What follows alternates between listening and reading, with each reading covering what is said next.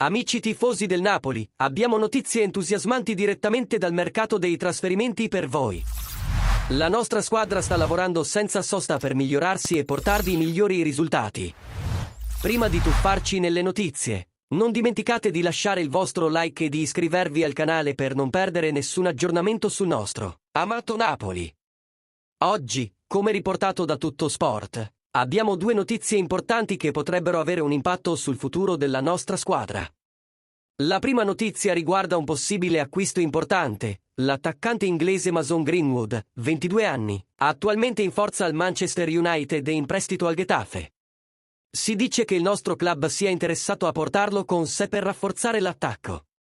Greenwood è noto per la sua abilità tecnica e la sua precisione, caratteristiche che sicuramente aggiungerebbero molto alla nostra squadra.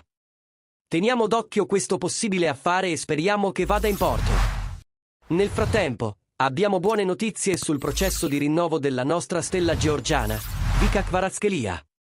Si sta avvicinando alla firma di un nuovo contratto fino al 2029. Kvaratskhelia è stato un giocatore chiave per la nostra squadra, con prestazioni impressionanti in campo.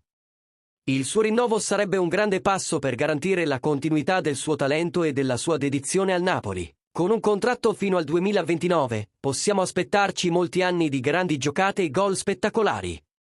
Tifosi, vogliamo sapere cosa ne pensate.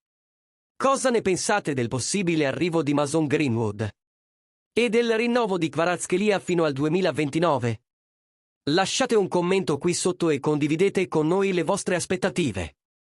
Non dimenticate di lasciare un like e di iscrivervi al canale per rimanere sempre aggiornati su tutte le nostre notizie sul Napoli.